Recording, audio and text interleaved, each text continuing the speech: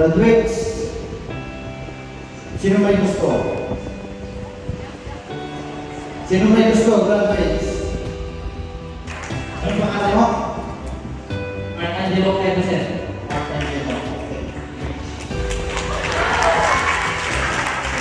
Kita nyo, napakaraming graduates na gusto makamit ang dreams. Pero isa, naglakas loob, marahon. Pagpasok ko sa BS Architecture, napakarami ng architecture. Habang first year, second year, level computing, naranaglag. Fourth year computing, di madala ng architecture. At isa ako nagpapululoy sa aking pangalan. At nakamit ko na pagkang sa BS Architecture. At nung board exam, hindi pa natapos. Nung board exam namin, mga aspect ko nagagaling, mga kumulaw, mga kapagaling. Pero nung board exam, one take lang ako. Sila pagsa. Yan ang produkto ng NCC. Yan ang produkto ng Northern Cagayan Candidates. You should stand up. Tumayo ka. Mahirap pa. Masakit. Maraming pagsubok. Pero i-enjoy nyo.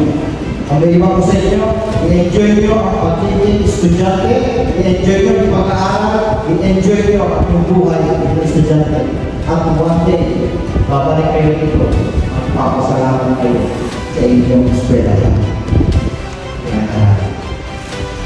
Hindi lang sapat ang magpasalamat, dapat daw nag-donate. Tapos mo, hindi sapat ang magpasalamat at magsalita dito, dapat daw nag-donate. Kaya mo, pag-usapan natin. Actually, nasa puso ko talaga nag-donate. Iisip ko nga, paano ko patatayin yung eskwela ng NCC. Inisip ko maging 3-story yan eh. 3-story, tapos may elevator, tapos elevator, pakaya mo na. Nasa isip ko na. Pero hindi mo alam na pag nasa isip mo, it will become to reality. Your imagination will become to reality. Nagsisimula sa isip. Kaya kung ang inisip mo sa isang sarili, pagtapusan mo, ay mangyayari ka. Kung inisip mo, hindi ko kaya, hindi mo makakaya. Pero mag-isip ka ng tama, katulad ng pag-isip ng mga successful person. Kaya graduates, ngayon pa lang, papasalamat na ako sa inyo. Nakikita ko, maraming magtatagumpay sa inyo. One day, kayo naman masasalita ko. One day, kayo naman ibigay ng inspiration sa mga estudyante.